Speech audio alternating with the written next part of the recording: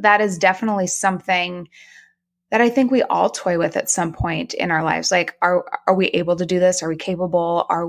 Do we have what it takes to be that person that can do that? And I think sometimes we get stuck in the graveling instead of stuck in the going for it. And so that's just really kind of how I took that leap of faith, going, I'm going to see what I'm made of. I'm going to see if I'm capable of this. I'm going to give it my best shot and just show up. This is your Kick-Ass Life podcast, episode number 307 with guest Nicole Whiting. This is the Your Kick-Ass Life podcast with Andrea Owen, a no BS guide to self-help and badassery. Because ladies, let's face it, life's too short for it to not kick ass. And here's your host, the girl who serves it up straight with a side of crazy, Andrea Owen. Hey there, ass kickers. Welcome to another episode of the podcast. I am so glad that you're here. So, hey, we are staring down the barrel at the end of not only the year, but the decade. I'm going to go ahead and assume that this isn't the first time you're realizing that. And, well, even if you are, surprise, a decade's ending. We're starting a new decade soon.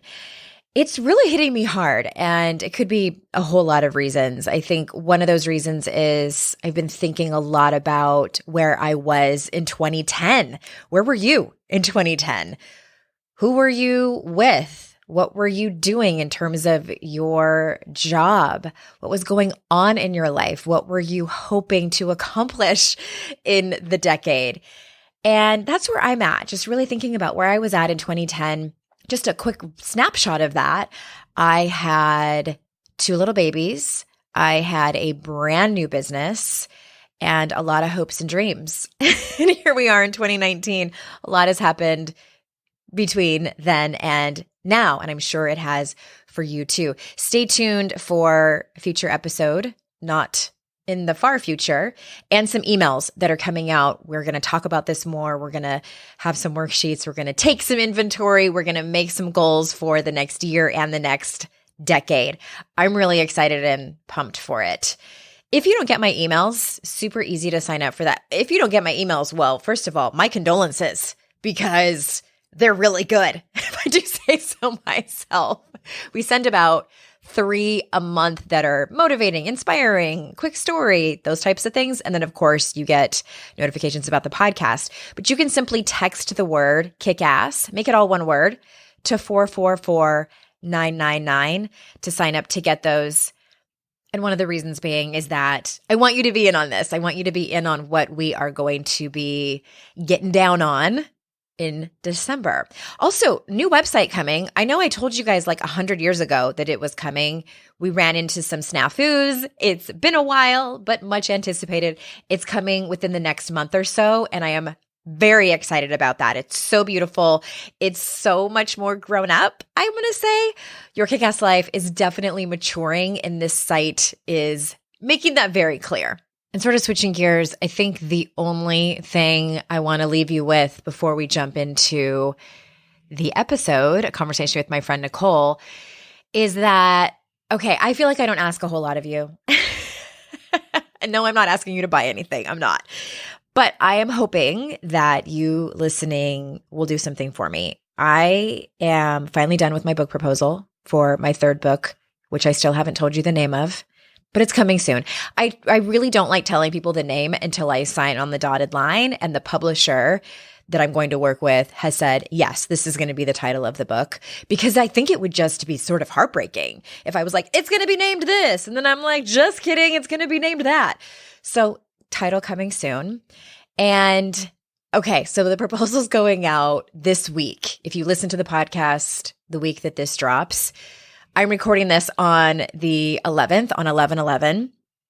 This is going to be coming out to you on the 13th of November. So this week, my proposal is going out to publishers. And that's really all I can tell you.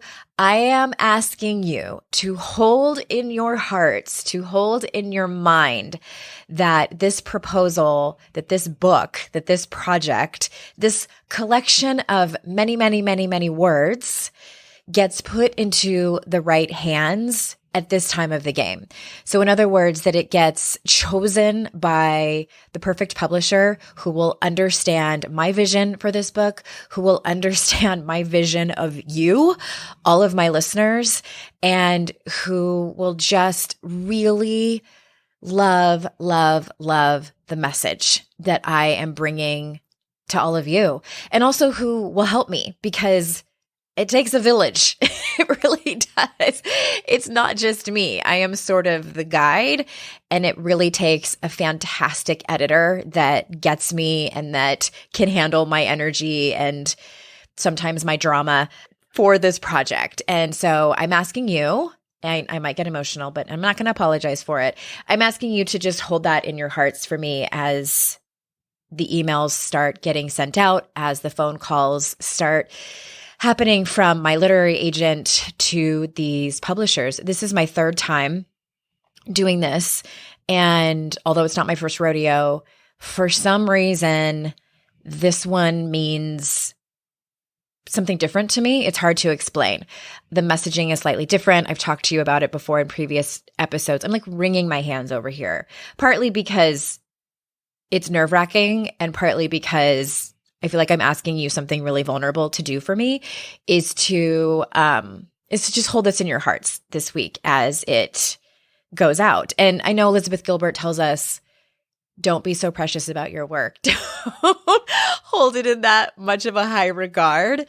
And like, let me tell you, like, I'm good. If this thing crashed and burned, I would be enormously heartbroken. And I am also enormously resilient. I have the most amazing friends and support system. But Elizabeth Gilbert, I'm still working on it. This whole like, don't be so precious about it and all of that stuff. So I'm being precious about it, at least this week, at least in this moment. I still sort of have this delusional confidence that it's going to be great. Like, how could it not? Like, how could it not? That's the same kind of delusional confidence I had in 2010 when I set Your Kick-Ass Life free. And that's just where I stood. Like, how could this not be amazing? And it was. And here we are almost 10 years later. So thank you for that. Thank you so much for those of you who are driving, working out. Some of you are in the shower, which I think is amazing. Someone messaged me on Instagram and was like, I love listening to your podcast. I listen every week in the shower. I was like, awesome. Thank you for letting me shower with you. All of you. Thank you, thank you, thank you. All right, and this is a perfect segue to today's guest. I met Nicole earlier this year in January, and we are at a mastermind together, and this woman has just, she's kind of stolen my heart. I love her for so many reasons. Many of them you are going to hear today. Part of it is her story and the way that she helps women. So let me tell you a little bit about her. Nicole Whiting is a life pacer who turned to running during a time of tremendous hardship. Instead of retreating and playing the victim, Nicole picked something extraordinary to help her process and move the difficulties through her body. Now an ultra runner and life coach, Nicole meets women where they are and gets them across the finish line. She teaches how to stop making life a series of transactions and start building one based on experiences that define you and remind you of who you are at your core. And y'all, please don't let the ultra runner thing scare you.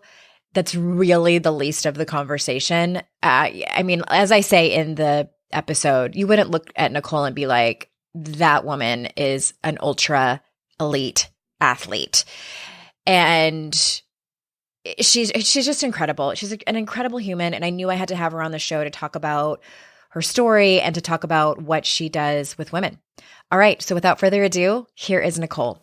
Nicole, thank you for being here. Hey, thanks for having me. I have been looking forward to this for a long time. And I actually had you scheduled later and I was like, no, I need to have you on sooner. Part of the reason was because I wanted to get you fresh to talk about the journey you just went on.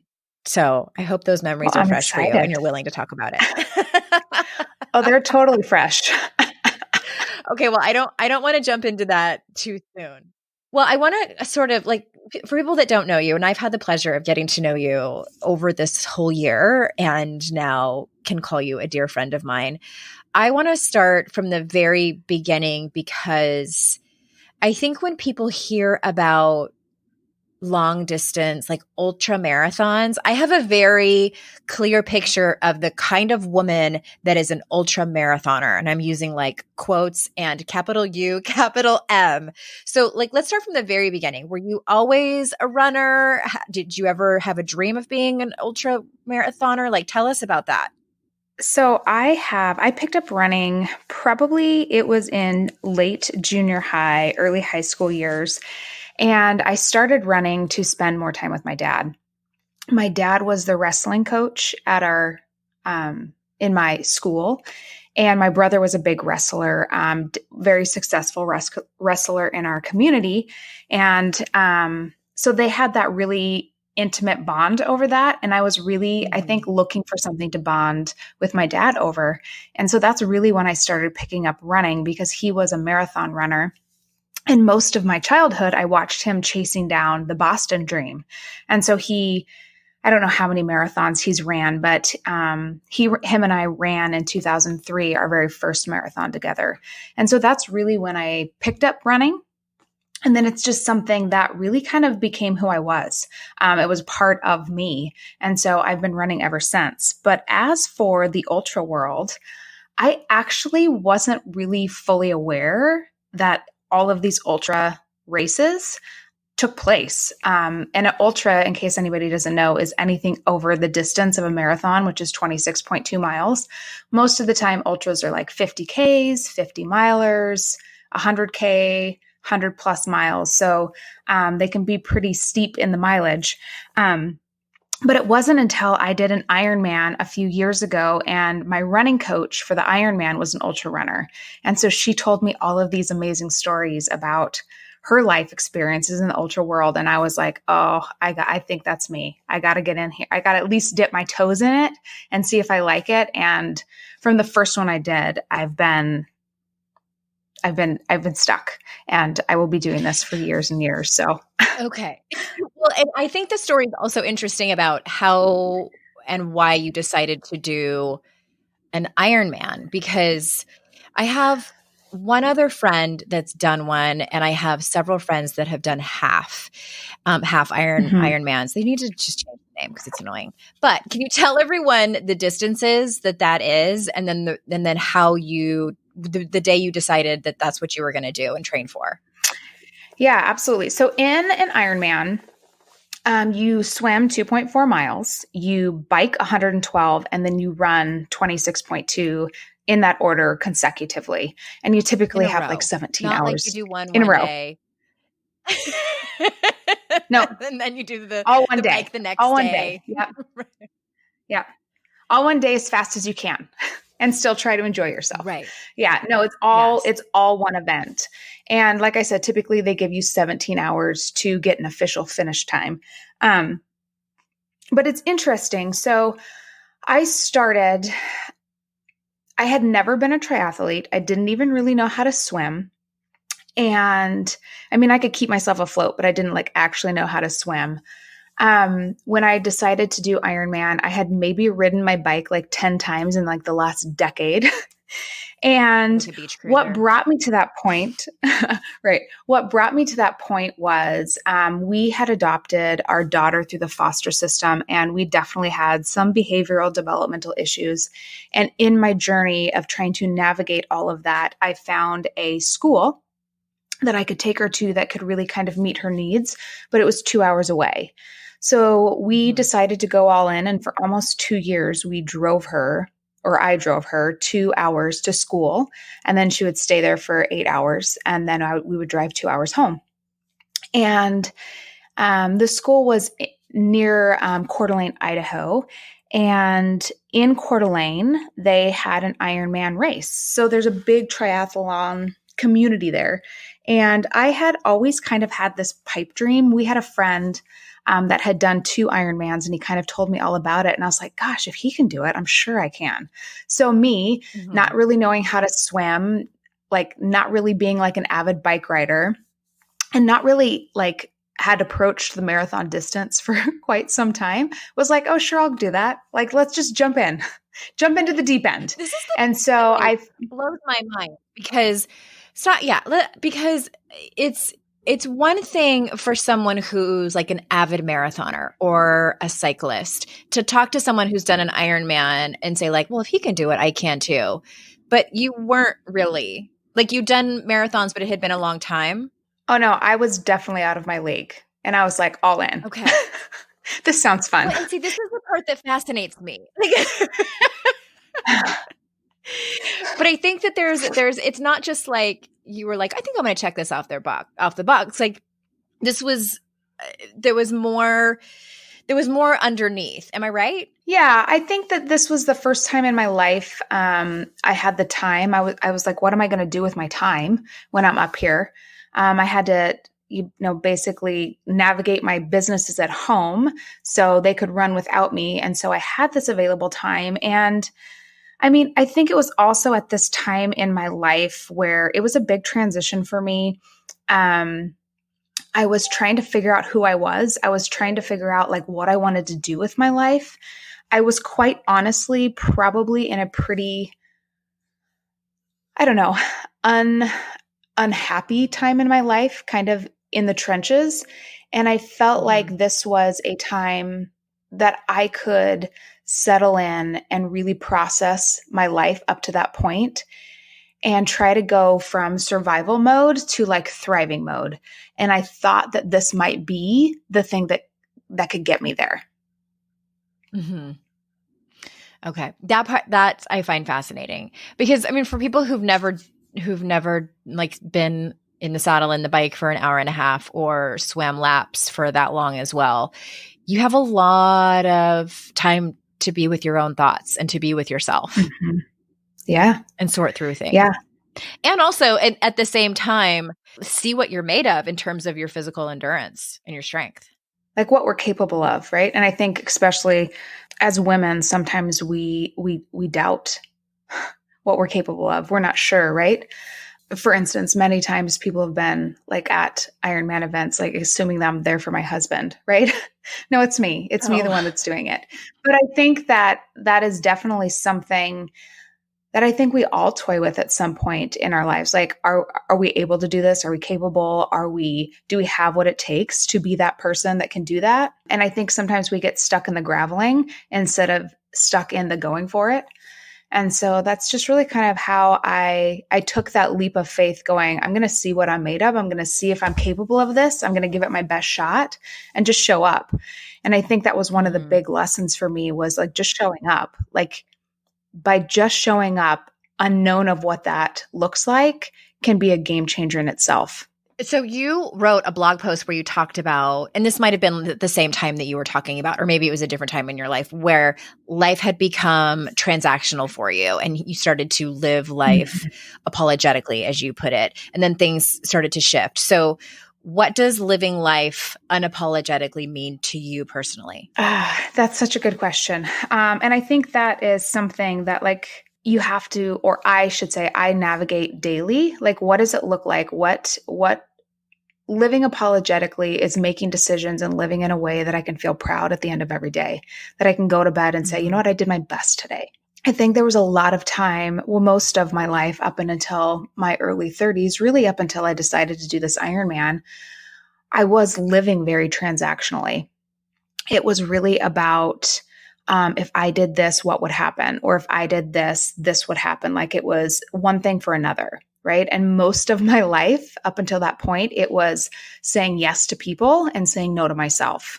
And I think after living that way for 20 plus years, from about the age of 13, I really kind of got sick of my own bullshit because I was living out everybody else's life that they wanted that was convenient for them. And I was like dishonoring who I was meant to be. And so when I kind of had that awakening, it was just like, I deserve to go after the things that I want. I deserve to take up space in this world. I deserve to like have the things that matter to me really matter despite whether somebody else sees value in them. And that was a really big shift for me. And that's kind of how I became unapologetic. And, you know, sometimes I slip back into being this yes person, this people pleaser person. And I have to really consciously go, but that's not how I'm going to be anymore, right? Like you have to keep giving yourself those reminders. I'm not going to do that anymore. I'm not going to dishonor myself anymore. I'm going to honor who I am. Well, I like that you also mentioned that you slip backwards sometimes and you have to live your life with grace in those moments. And because this is what I hear a lot of times from my audience is they say, I've already worked on this and I know all of the tools and I'm not doing it. And I'm over here saying like, hey, me too. I still fall back on my old habits or even pick up new ones along the way. But it's just about, you said the best word in that is being conscious of it and just consciously deciding and saying to yourself, I am not going to do this anymore and starting over again and using your tools. And you also mentioned, and I think that the reason I love your story so much and I would like you to be specific about it is because I think that so many people have been through some kind of like life altering event in their older years, whether it's with a child that they had or struggled with infertility or struggled being single throughout their 30s and 40s and watching all their friends get married, et cetera. And you mentioned the struggle that your family went through with adopting in the foster care system and the challenges that were thrown at you for many years. And still sometimes that you're challenged with now. And then you mentioned that, you started doing that since you were 13. Would you mind sharing the story of the trauma that you faced when you were 13 and how that shaped you? Not at all. Not at all. Because it is probably the most, like when you look back in life, like I think we can all think about those times where like we knew that like going into something, we were one person and coming out of something, we were a different person. Right. And this was definitely like the earliest memory that I have of that kind of experience in my life. So when I was 13 years old, I had a boy in my junior high ask me to be his girlfriend. And I kindly said no. I didn't really know him. I'd maybe had a conversation or two with him in my life. And I just said no, that I couldn't do that maybe he could give me a call sometime and we could get to know each other. And he walked out of the school that day and walked home and he took his life. And as a 13-year-old, I mean, even as at any age, but especially as a 13-year-old, navigating what that means and the part that I played in that day of his life and really honestly dealing with guilt of responsibility for years. That was very real and traumatizing. And I probably didn't have the tools to deal with it.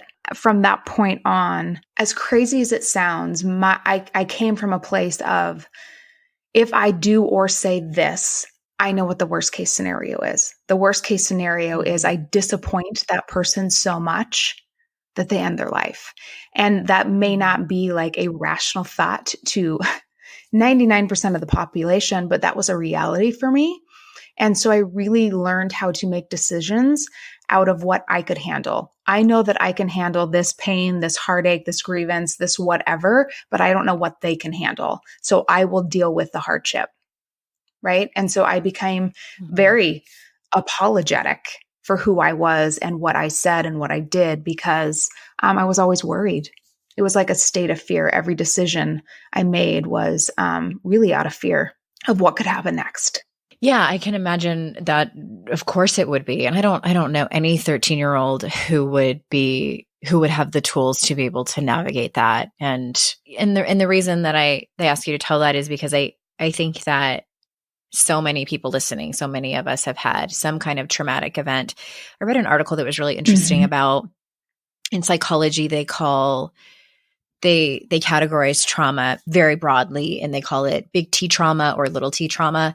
And what happened to you when you were 13 would be categorized. I mean, I'm not a psychologist, but I would categorize that as a big T trauma, these egregious events that take place. And then there's also people who might be listening and saying, well, I had it made compared to what happened to Nicole. But you could also have these little T traumas, these smaller things that happen, like maybe some girls were mean to you at school, or your teacher told you you'll never be a writer, so you should probably just go in a different direction, or these little things that just sort of eat at you, but they also add up.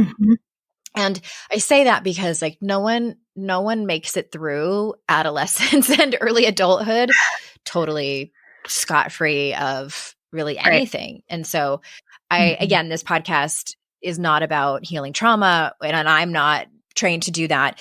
But I say all that because I think it's helpful many times to connect the dots as to why we are the way you are. And in your instance, you were saying, you know, that you were saying yes to everybody and worrying about disappointing people, feeling responsible for their feelings so that you can go to therapy and work it out, create tools. And for you, part of that was, I don't even want to say athletics because I don't even know. Do you categorize it as athletics?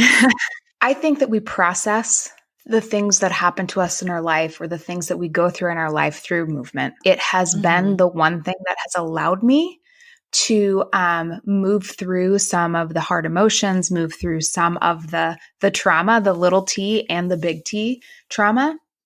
And it has been a tool that I've kept in my back pocket to be we have a million tools that we use to get through life and to be okay on the other side of each and every day. And that's been one of my tools. And I've seen that tool used for so many women and men, right? Like it's not just exclusive to women, but for sure. Being able to process emotion through body movement has been a huge gift to me. Yeah. Okay. So fast forward to this year in 2019, and you had done a ultra a 100-mile race.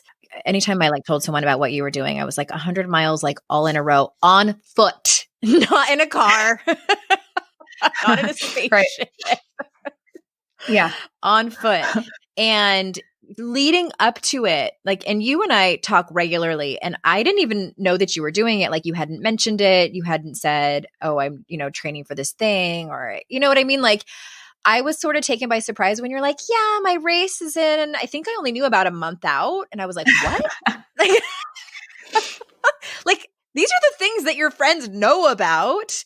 And you had mentioned that your heart wasn't really in it. So why don't you take it from there? So going back, so there is, in the ultra world, there is a race called Western States 100, and it's the longest standing 100-mile trail race in the ultra world. It's kind of like, I'm sure some ultra people would get mad at me for saying this, but it's kind of like the Boston of ultra running, right? Like it's this big deal. It's like a race that so many people want to go to. So to actually get a ticket into the lottery to possibly have a chance to do this race, they have a list of qualifying races. So you have to do a race to get a ticket into the lottery to do this Western States 100. And so that's basically my big goal, is to be able to do this race. So the last 2 years, I've done a 100-mile race to get my ticket to the Western States endurance run. And this year, I've done the same race the last 2 years. It was Mountain Lakes 100, and it goes by like 20, you run by like 25 plus lakes. It goes through Mount Hood National Forest. 60 miles of it is on the PCT. It's a beautiful, amazing course. And this year, I mean, I've been doing endurance races for, a handful of years now, and I haven't really ever taken a break. And this year, I just came to this place where my heart just wasn't in the training, which I think that's like when you're doing something big like that, you kind of have to fall in love with the process. And I just wasn't super in love with the process. And I think that just happens. Like, life was busy. I had a lot of stuff going on in my life and business, and so I just really kind of did what I could. I did the best that I could. And I just told myself, okay, I'm just going to go into this. Like, this is going to be about my mind and not my body. I know that my body's capable of more than I really think it is. So I'm going to just have to go into this mentally strong and believe that I can do it, or believe that I can show up and do the best that I can. And however the cards fall, the cards fall, right? I had only done like 2 20-mile plus runs. And just so you know, like, people are doing them like back-to-back 20-mile runs for like weeks up to, months up to the race. So like, my training was really, really insignificant in the training world for doing a 100-mile race. And so I feel like if you're going to wing it, like, that's for like a 10K, like, yeah. you know, well, so here, I'm proof that you can sort of wing a 100-mile race. Yeah. And you can be successful. And like, really, I've always come back to this, like your ability to be successful, especially in like a 100-mile race, is your ability to solve problems in the moment. And I think that's so true in life too, right? Like, how do we solve this problem in the moment? Because that gets us to the finish line. And solving the problem at hand, right? I just wrote a blog that hasn't come out yet, but it's talking about not trying to solve your mile 99 problem when you're at mile 5. Like, stay in the moment, stay present in your life and solve the problems that are, right now. And I really had to pull on that philosophy and that mantra during this race. It just is so bananas, I think, to think about, because most people would have just not gone, right? Right. And I'm not that person. Yeah. I am. I didn't go to one race. This was a couple years ago. I had a 50-mile race and I didn't go because I didn't feel like I was like prepared enough. I didn't think it was a good idea. I had somebody tell me they didn't think it was a good idea. And I listened to that over like just showing up to see what I can do. And like that kind of haunted me for a really long time. And I just always told myself, a person that finishes 100-mile races shows up. They show up whether they think they can do it or not, right? And I just always like, that's who that person that finishes races are. And so like, if I want to do that and be that ultra runner, like I have to like embody that philosophy. And so I just decided that I would rather show up and see what I could do and, risk the disappointment of not being able to finish and just do it and see what I could pull out. So that's what I did. One of the most interesting things to me when you talk about these kind of races is how, I don't know if nonchalant is the right word, but just how casual you are about like losing toenails and like all the things that happen to your body during these races, which are, I guess, normal to ultra marathoners, but to the lay person who can, like I can run a 5K, that I could wing, but anything more than that, I'm out. But that's what's fascinating to me. So yes, tell us everything. So like on that note, before I get into my story, like I think when you go into anything in life, and for me, because I'm talking about this, like going into a 100-mile race, like going into it, I'm like committed to seeing through the grievances, right? Like, so the lost toenails, like whatever might happen to my body, like I know that's going to happen. I know there's going to be a point where the pain's going to come, right? And like committing to those grievances has done me so much good because it's just like, I know it's going to come and I'm just going to deal with it. So you're expecting it, sort of like you're expecting it, right? House guest. You just have to tolerate. Yeah.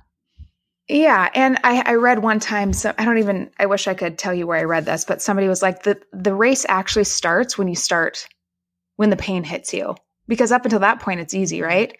The race starts when it starts to hurt and you have to start dealing with the problems. So I will say that this last 100-miler, the race started really early for me, much earlier than I had anticipated. And it was about mile 26 or so, I started having some GI issues.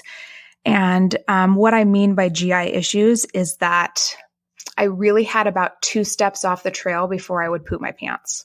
And that continued to happen for about 40 miles. You were able to actually like pull your pants down and make it, right? And there was times where I made it about 2 steps off the trail and other people were running by. And I was just like trying to like hide my eyes. I was trying to hide their eyes, like, look away. Don't look at me. Oh my God. But yeah, it was interesting. I had never in my life ever dealt with diarrhea during a race. I've dealt with nausea, like throwing up, like that kind of like discomfort. But I've never dealt with that at mile 30 in any race. And I definitely never have almost shit myself and continued to do it for miles upon miles. And it was such an experience for me because what I had to do, and I work a lot with my clients with emotion, but what I basically had to do was stuff every ounce of emotion I even felt to the bottom, like to the core of who I was, just so I could get out of, like, it just had to all be physical and solving problems. I just kept thinking like, hydrate, get food down if you can, and keep taking another step. looking back, I don't even know how I made it through. I was running with my friend and she kept encouraging me. I kept going. Well, wasn't there a point when she started throwing up? Yes. So about the time we were at about mile 65, I think. So it was about the time I finally stopped having GI issues. She started throwing up and I thought, oh shit, here we go again, right? Like both of us had been sick. It was a journey that challenged every ounce of us physically, mentally, and emotionally. Moving through that and just deciding to not give up. I have this mantra, like, I will never pull myself in a race unless I have a serious injury, right? I'm not going to keep running with a broken leg, but if I have the opportunity to keep going, I'm going to keep going until somebody pulls me. I don't ever want to be the person to pull myself from the game. And that's really what I kept saying. As long as I can keep moving and making the time cutoffs, I can keep doing this. I probably drank 3 gallons of Coca-Cola during that race, but from about mile 30 on, the only thing that I could keep down or get down was Coca-Cola. I think I ate 3 pieces of white Wonder Bread.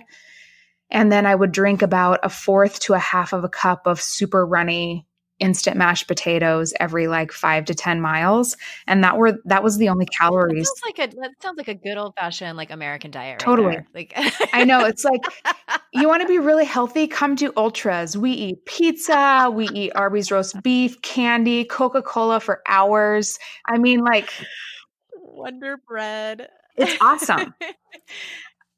But walking away from it, I remember you drop down into this aid station at roughly mile 80, 86, 88.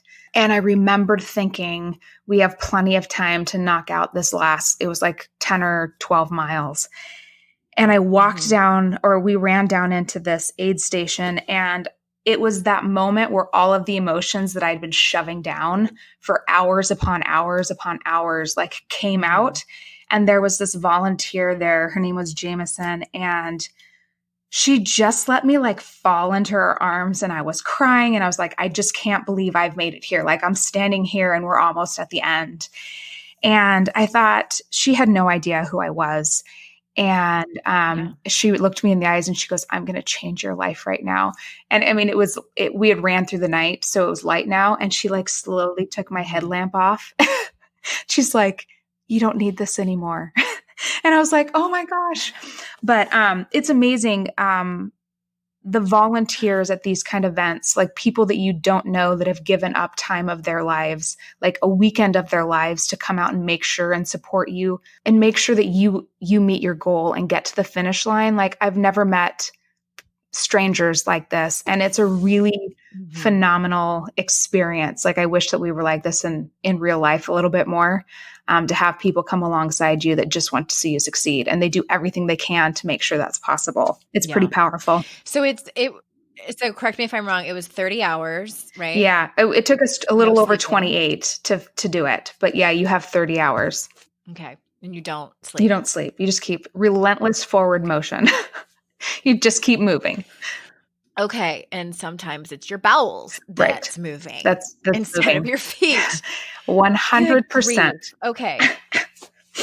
So because I want you to tell the listeners what you do for women and how this, you don't make people do ultra marathons, but you have a lot of different offers for people and I can, I'm here to attest and really just champion the work that you do. I know as your friend and seeing how you motivate women and inspire women and hold them accountable and hold their hand and all of those things. So say someone's listening and they're like, hey, that's bananas. I don't want to do that, but I'm turning 50 this year or 40, or my kids just went off to college, or I just got divorced, or I'm thinking about getting divorced, or right. All of these life changes. Because I feel like that's and really anyone, but more so the people who are going through a big life transition and who isn't really, or maybe they're looking at this next decade that's coming up and they're like, I want to do something big, but I'm scared. I don't know. I don't want to hire a trainer because they're intimidating and et cetera, et cetera. And then I feel like that's where you come in. Yeah. So what I do is I really, for one, I meet women where they're at. And I really take women who have a dream, and it's typically a physical feat that they want to do, kind of a bucket list physical feat that they want to do. And I use that as a vehicle for life coaching. So whether it's running, whether it's hiking, whether it's, I don't know, hike or climbing a mountain, whatever that is for them, I take them through that process and I come alongside them. In races like ultras, they have what they call a pacer, and a pacer is someone that can come in usually for the second half of the race, and they'll run through the middle of the night with you and on to the next day. And they're really there to make sure that, you know, in the dark and when you're like depleted, that they become your guiding light, right? Like when you're tired and exhausted and mentally overwhelmed and physically overwhelmed, this pacer comes in and they see you through the end, right? And that's really what I do, is like I come alongside women. We pick that thing that they want to do, whatever. It could be a dream race, it could be this dream experience, whatever that is, like walking the Camino, hiking a mountain, doing an ultra marathon, running a marathon, and it could be running a 5K, right? It doesn't really, the distance doesn't matter, the size of the feet doesn't matter. It matters what it means to you. So I meet women, we do that together side by side. I run with you, I climb with you, I hike with you, whatever that looks like. And I really see you through the transition to becoming this person that you want to be. Yeah. And like, please know everybody, like I'm not an affiliate of any of Nicole's programs. I know that there's people out there listening that want to do something, but either they don't have anyone to do it with, because I know that that's a thing. Like, because it can be kind of lonely when like no one else is excited about your 5K except you or your half marathon or whatever. And like there might be training groups around you and things like that, but it's like hard to schedule and things like that. And I know that like I think the thing I love about you the most is like you don't give up on people, but you aren't mean, like a drill sergeant type of thing. Like and I love that you said that, like I meet people where they are. Yeah. It doesn't matter if if they can't even run a full mile right now, they have to run it. It doesn't matter. Right. Like you show up for them no matter what athletic level they're at. You can sign up for Ironman if you don't know how to swim and still be successful. Yeah. That it still kind of blows my mind. But you can't use that as an excuse. Right. Like you and you can do a sprint triathlon, which I have done. That's the longest I've done. I've thought about doing a longer one, but I'm like, no, I think I'm good. I just enjoy shorter distances. I enjoy sprinting rather than long distance. Yeah. And you also have a half marathon group. Is that I do. correct? I do have a half. Every year I run 1 or 2 half marathon groups. I have one starting in February. And then I also have a program upcoming that's a little bit bigger, and it's called Base Camp.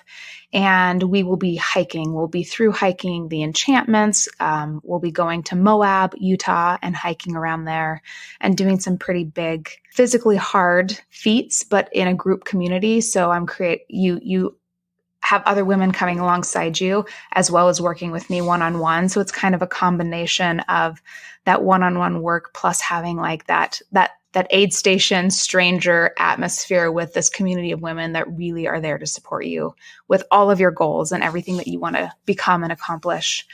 And that'll be starting in January. So that'll be a pretty fantastic for anybody that's, turning 50 or turning 60 or turning 30, whatever that is, or going through a divorce. Yeah, just whichever, doesn't matter what age, it doesn't matter. Whatever that life transition, your kids are moving out. You've really just gotten sick of your own bullshit and you want to next level your life, right? Like I want to show up for myself. I want to learn how to do that. That's the kind of program that this is for, the kind of person this program's for, I should say. Yeah.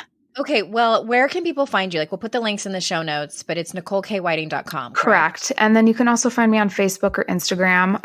Instagram, you get a little bit more of my unfiltered life, but you can find me there too. And I have information about programs and whatnot there as well. Well, thank you so much for being here. And I encourage everybody to follow Nicole on Instagram and just like read her stories about these races. And I think some people who do what you do, or just even do races in general, it seems so like that person is way over there. Like that's for your type of person. And I'm over here and my life looks different or my abilities look different. Right. And you talk about it in a way that, no, this is for everyone. It is. Should you even have a whisper that this might be something that you can do. So we'll put all those links in the show notes. Thank you so much for being here and sharing so transparently with us. Oh, thank you, Andrea. I appreciate it. Thanks for having me. Yeah. And everyone, you know how grateful I am for your time and that you choose it to spend it with us, because I know how valuable that is. Thank you so much for joining us. And until next time, I will see you all out in cyberspace. Bye-bye.